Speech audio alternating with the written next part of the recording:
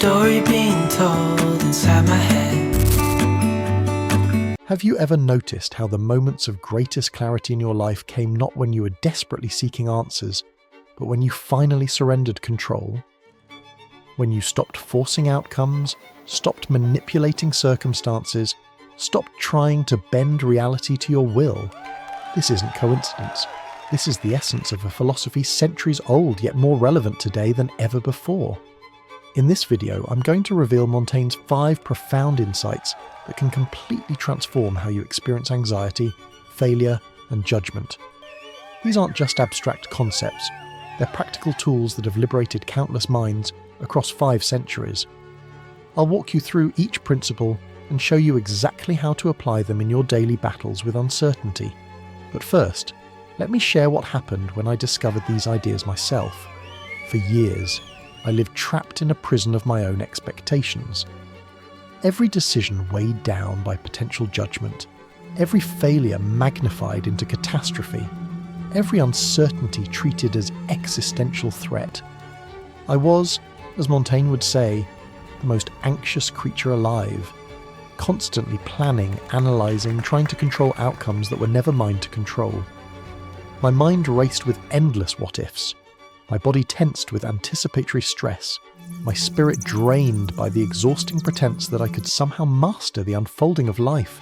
Then one day, while at my breaking point, where anxiety had robbed me of sleep for the 3rd night in a row, I stumbled upon Montaigne's essays. Not because I was searching for philosophical wisdom, but because I had exhausted every other solution. I had tried meditation apps, breathing techniques, positive affirmations, productivity systems, all the modern tools we're told will fix our fractured attention and calm our restless minds. None worked. They were band-aids on a wound that required deeper healing. What I discovered in Montaigne wasn't just philosophy, it was a permission slip to exist differently. And within weeks of applying his principles, everything changed. The anxiety that once consumed my thoughts began to dissolve. The failures that once devastated me became curious teachers.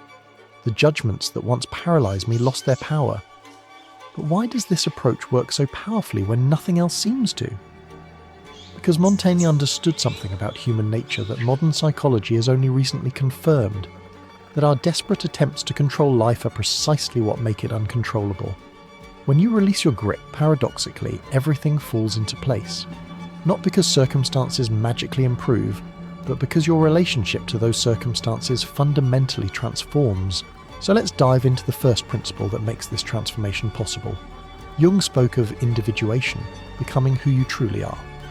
But Montaigne understood that this process begins with a radical acceptance of uncertainty. He wrote, "The plague of man is the opinion of knowledge. It's not what we don't know that hurts us, it's our pretense of knowing." Think about how much of your mental energy is consumed by attempting to predict what might happen tomorrow, next week, next year. We plan obsessively, analyse endlessly, worry continuously, all in service of creating an illusion of certainty. But what if uncertainty isn't your enemy? What if it's actually your greatest ally? I remember sitting at my desk one evening, paralysed by indecision about a major life choice. Should I take the secure job or pursue the risky passion? Should I stay in this relationship or leave? Should I move cities or remain? I was caught in the trap of believing that if I just thought hard enough, researched enough, worried enough, I could somehow guarantee the right outcome. But Montaigne would say this approach is fundamentally flawed. We are, I know not how, double in ourselves, he wrote, acknowledging that we can never fully predict even our own reactions to future events, let alone control those events themselves. We are mysteries even to ourselves. The person you are today is not the person you'll be tomorrow, next month, next year. Your values shift, your desires evolve, your understanding deepens. How then can you possibly know with certainty what future you will need? The moment you truly internalise this truth, that complete certainty is impossible, something remarkable happens.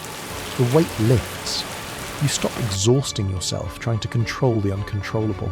You begin to redirect all that wasted energy toward being fully present, fully engaged with what's actually happening right now. And it's in this presence, this engagement with the immediate reality rather than imagined futures, that you find what you've been seeking all along: peace. Not the peace of perfect certainty, but the much deeper peace of no longer needing certainty to begin with. Montaigne would sit in his tower library, surrounded by volumes of ancient wisdom, and write, "When I dance, I dance. When I sleep, I sleep." This simple statement contains profound insight. He's describing a mind liberated from the tyranny of elsewhere, from the compulsive need to be thinking about what happened yesterday or what might happen tomorrow.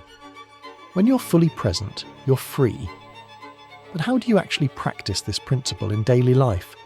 First, notice when you're caught in the certainty trap.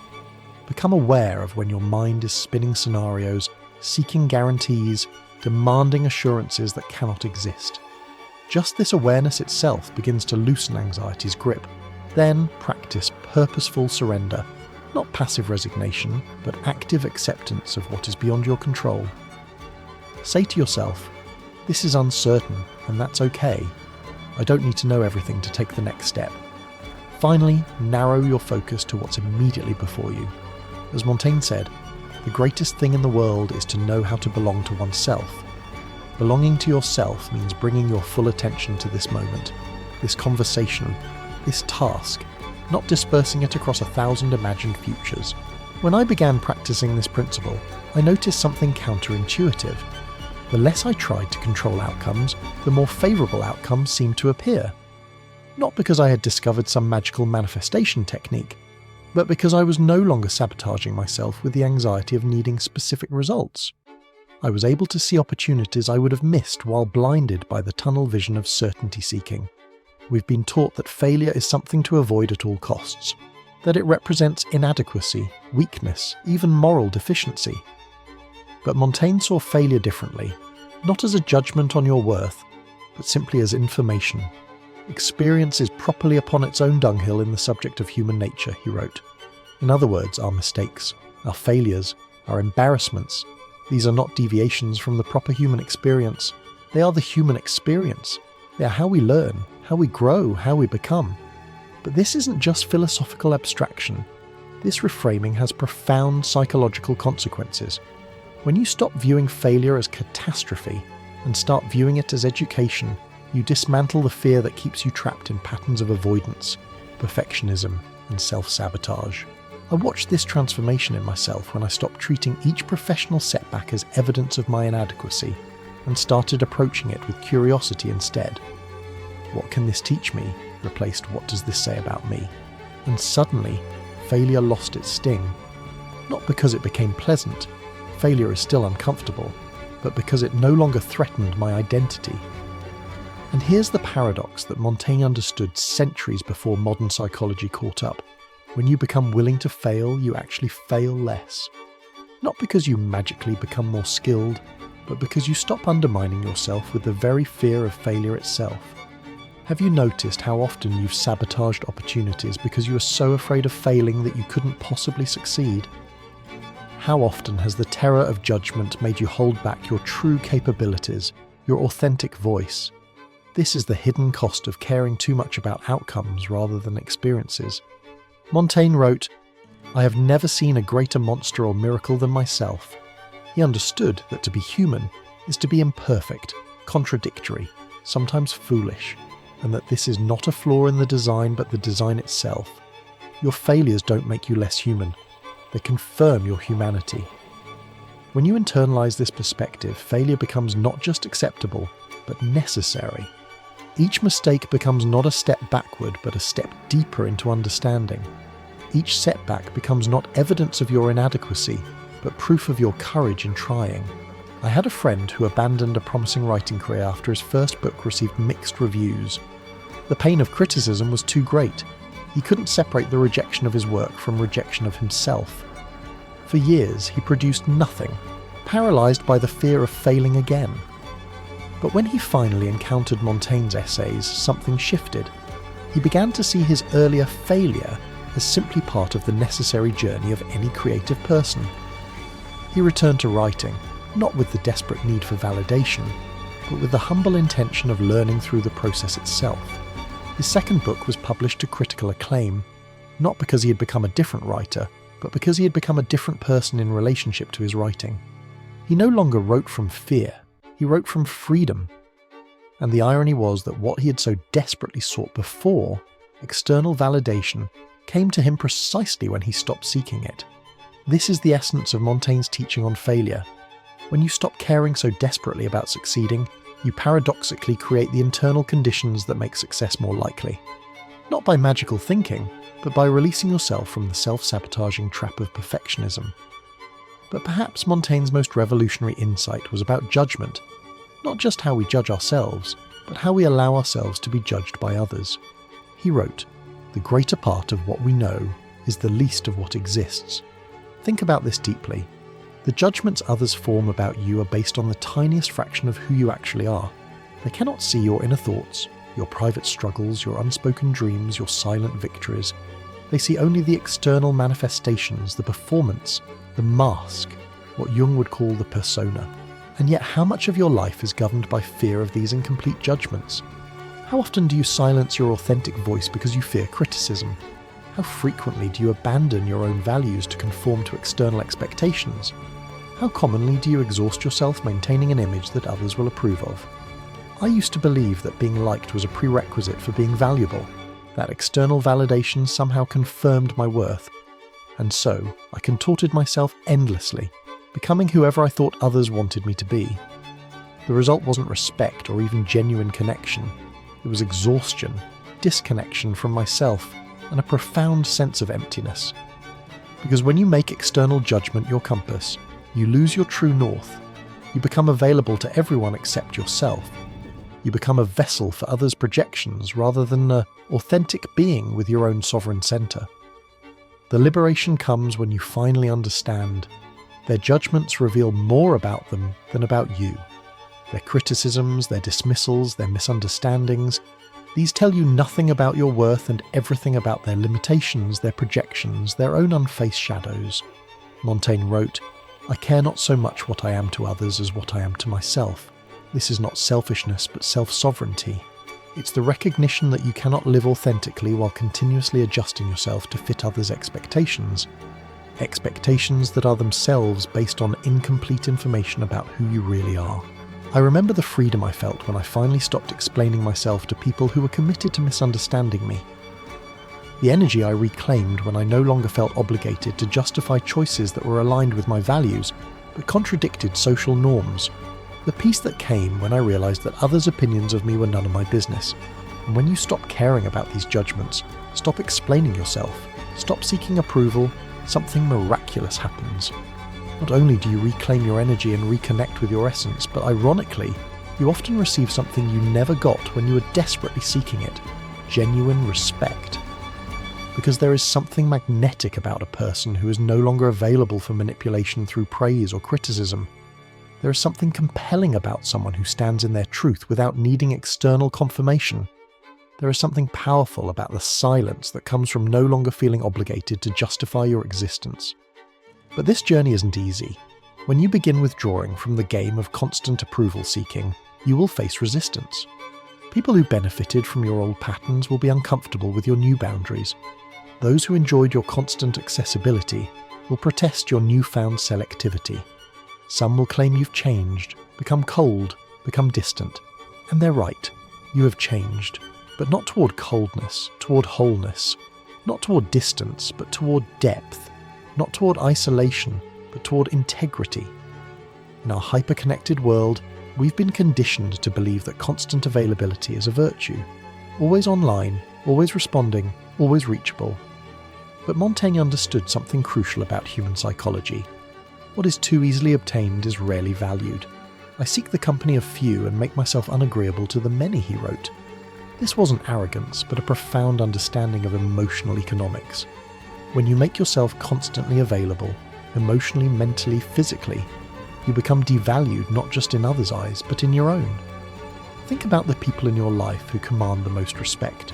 Are they those who are always available, always pleasing, always accessible? Or are they those who have clear boundaries, who value their time and energy, who are selective about where they invest themselves? I learned this lesson painfully through a friendship that had become increasingly one-sided.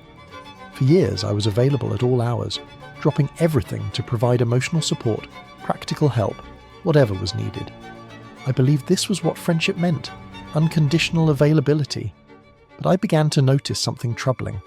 The more available I became, the less my boundaries were respected. My time was assumed, my energy expected. What began as generosity had become obligation. When I finally began practicing what Montaigne called conscious unavailability, not as punishment or manipulation, but as healthy self-regard, something surprising happened. Not only did I reclaim my energy, but the dynamics of the relationship shifted. My friend began to value the time we did spend together, began to respect my boundaries, began to reciprocate in ways that had been absent before. This is the paradox that Montaigne understood. Sometimes the most generous thing you can do for others is to become less available. Not only does this protect your own vital energy, but it creates space for others to develop their own resources, rather than becoming dependent on yours.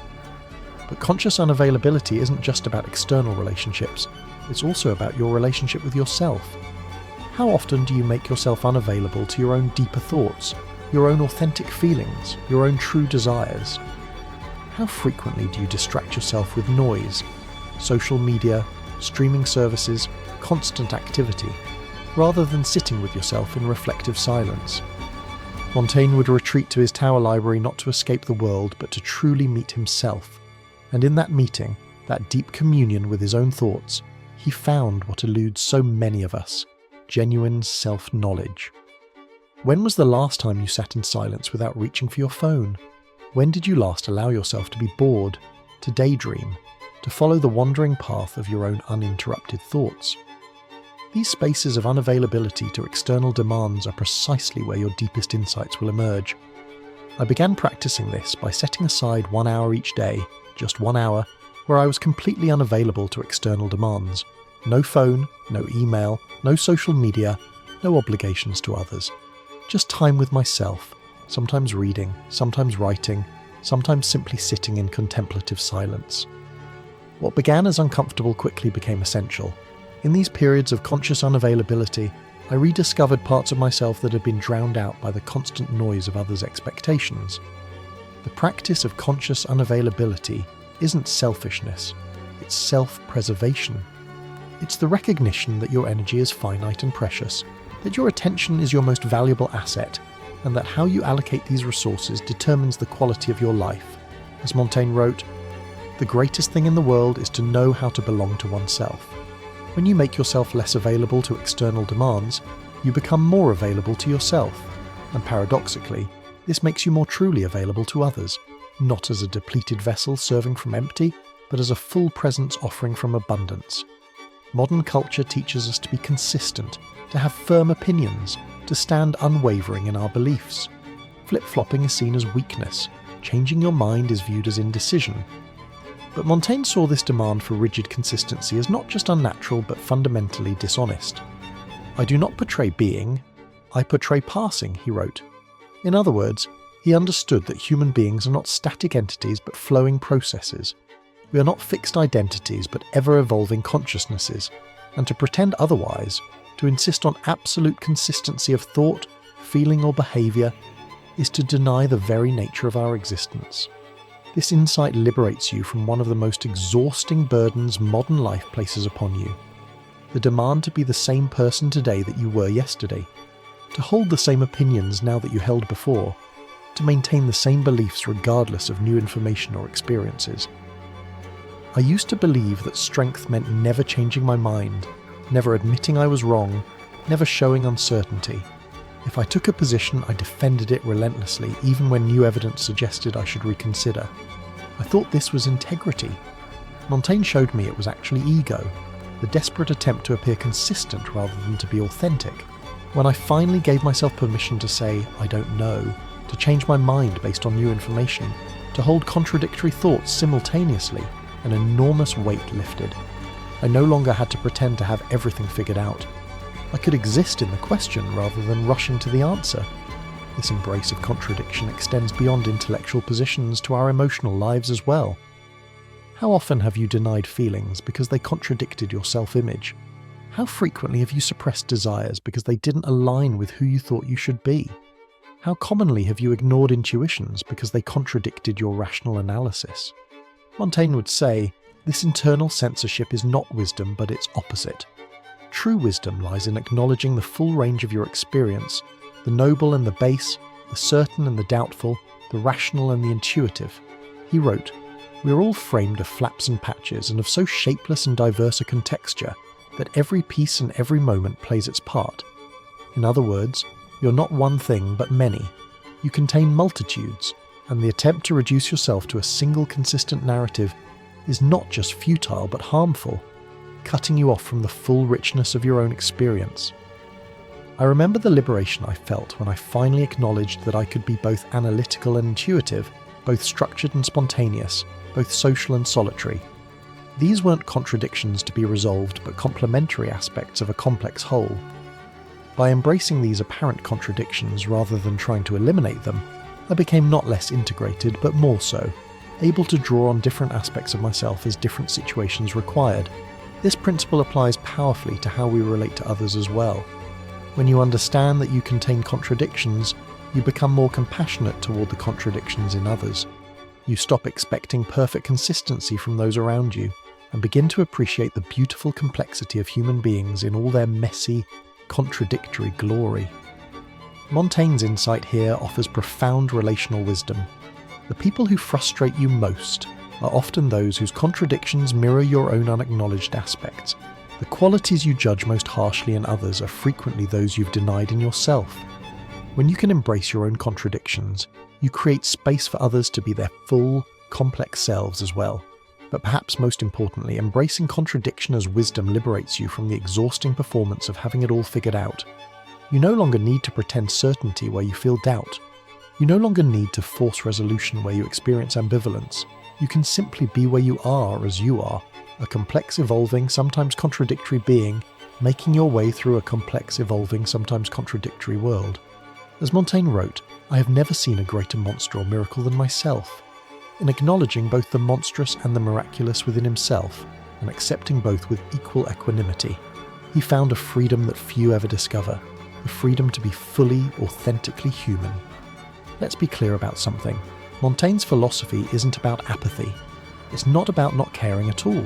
It's about caring differently, directing your care toward what truly matters rather than dispersing it across 1,000 irrelevances. When you stop caring about controlling outcomes, you can start caring about the quality of your actions. When you stop caring about avoiding all failure, you can start caring about what each experience teaches you. When you stop caring about others' judgments, you can start caring about your own integrity. When you stop caring about being constantly available, you can start caring about being truly present when you are engaged. When you stop caring about perfect consistency, you can start caring about authentic expression. This redirection of care, from external validation to internal congruence, from imagined futures to present reality, from others' opinions to your own values, this is the true liberation that Montaigne offers. It's not withdrawal from life, but deeper engagement with what actually matters. I used to care so much about what others thought that I had no idea what I thought. I used to care so much about avoiding failure that I rarely tried anything truly challenging. I used to care so much about appearing consistent that I denied my own evolution. And all of this caring, misdirected, unfocused, left me exhausted, anxious, and disconnected from myself. When I began applying Montaigne's principles, I didn't stop caring. I started caring differently. I began investing my emotional energy in questions that actually mattered. Am I living with integrity? Am I growing from my experiences? Am I present with the people I love? Am I expressing my authentic truth? And something remarkable happened. The anxiety that had dominated my life began to recede. Not because circumstances changed, the world remained as unpredictable as ever, but because my relationship to that unpredictability transformed. I no longer needed certainty to feel secure. I no longer needed validation to feel worthy. I no longer needed control to feel at peace. This is the paradox at the heart of Montaigne's philosophy. When you stop caring about the wrong things, everything falls into place. Not because life suddenly becomes perfect, but because you stop demanding perfection from life. Not because you achieve complete control, but because you finally recognize that control was always an illusion. Not because you eliminate all judgment, but because you no longer grant judgment the power to define your worth. So I ask you now, are you ready for this transformation? Are you willing to embrace the uncertainty that frightens you, to reframe the failures that have defined you, to release the judgments that have controlled you? Are you prepared to practice conscious unavailability, to welcome contradiction, to redirect your care toward what truly matters? Because when you finally surrender the illusion of control, when you finally accept that uncertainty is not your enemy, but your ally, when you finally release your attachment to outcomes and others' opinions, everything falls into place. Not because the external world magically arranges itself to your liking, but because you finally arrange yourself in harmony with reality. This is not the philosophy of escapism or indifference. It's the philosophy of profound engagement with life as it actually is, rather than as you wish it would be. It's not about caring less. It's about caring differently. Not about withdrawal from life, but about sovereignty within it. And if these ideas have resonated with you, if something within you has been awakened by Montaigne's centuries-old wisdom, write "I choose freedom" in the comments. Let's see how many are ready for this journey of liberation.